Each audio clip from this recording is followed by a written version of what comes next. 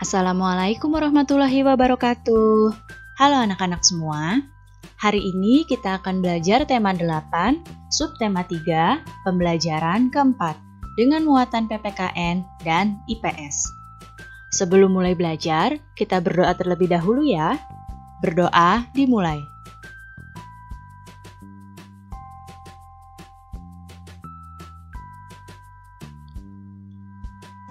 Berdoa selesai.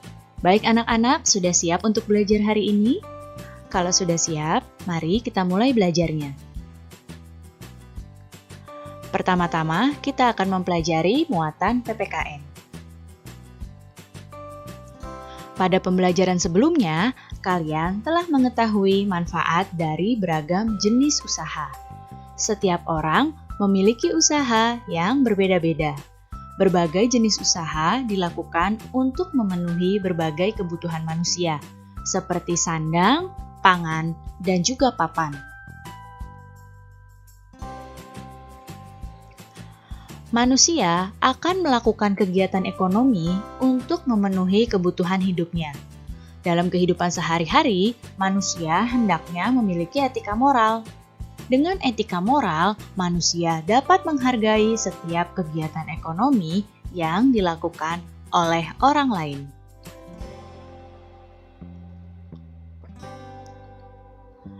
Keragaman usaha ekonomi menimbulkan keragaman sosial di dalam masyarakat. Lalu, bagaimana ya kita harus bersikap di tengah keragaman ekonomi tersebut? Adakah di antara kalian yang tahu caranya?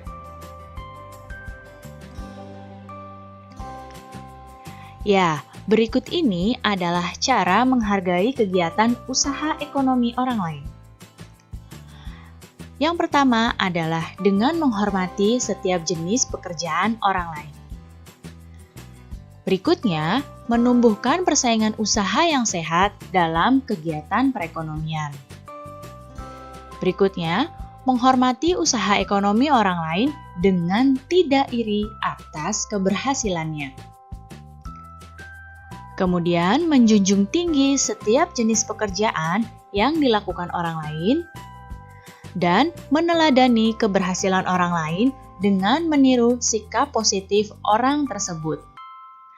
Sikap menghormati dan menghargai akan memperkokoh persatuan dan kesatuan di Indonesia.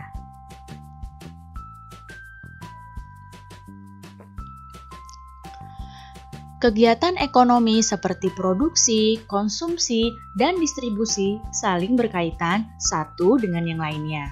Suatu produk atau barang yang kita konsumsi merupakan hasil dari proses beberapa kegiatan ekonomi. Sekarang kita akan mempelajari muatan IPS.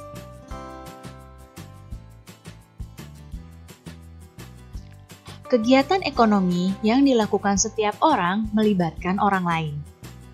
Setiap pelaku kegiatan ekonomi memiliki peran yang saling menguntungkan. Berikut ini adalah kegiatan ekonomi. Ada produksi, distribusi, dan konsumsi. Kegiatan ekonomi ini saling melibatkan satu sama lain.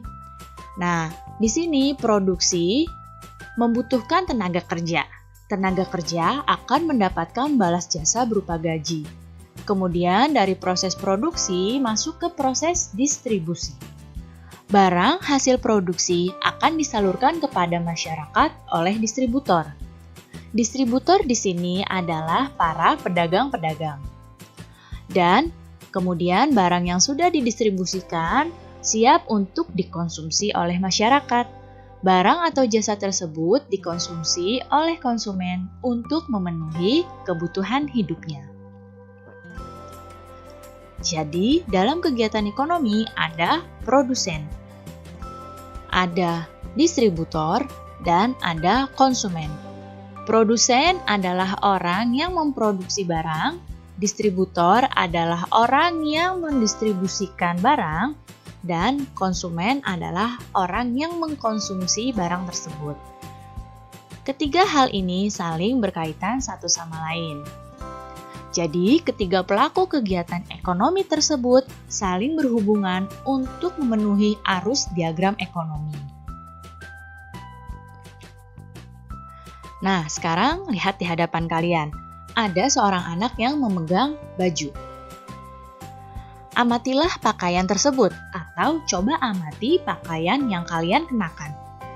Kira-kira bagaimana ya proses produksi pakaian tersebut? Nah, ternyata untuk menghasilkan sebuah pakaian dibutuhkan waktu yang lama. Kita akan melihat proses produksi pakaian hingga bisa sampai ke konsumen. Nah, yang pertama, petani mengumpulkan kapas untuk dikirim ke pabrik. Jadi, pakaian yang kita gunakan itu awal mulanya dari kapas. Kemudian, kapas dari pohon kemudian dipintal terlebih dahulu di pabrik. Hasil pintalan tersebut akan menjadi benang. Benang tersebut ditenun di pabrik hingga menjadi kain.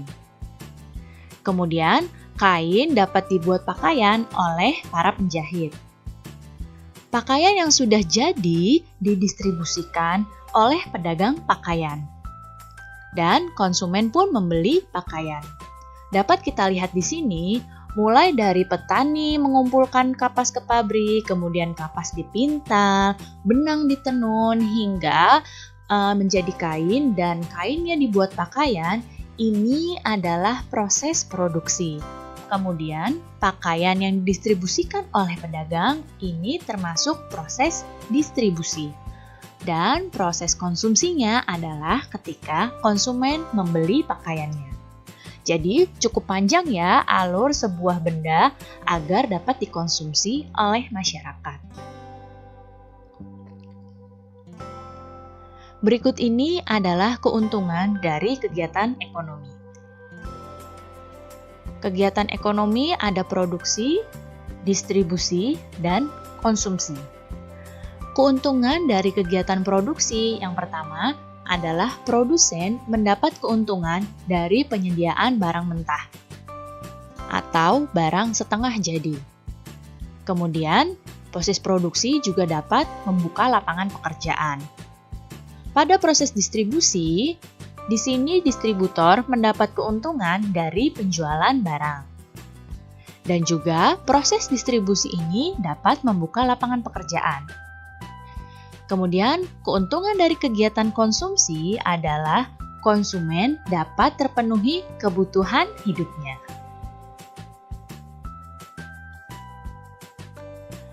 Keberadaan setiap kegiatan ekonomi saling mendukung kebutuhan satu sama lain, sehingga menciptakan hubungan yang saling menguntungkan. Baik anak-anak, cukup sekian ya penjelasan Ibu kali ini. Mudah-mudahan kalian paham dan mengerti. Terima kasih anak-anak semua. Sampai jumpa lagi. Wassalamualaikum warahmatullahi wabarakatuh.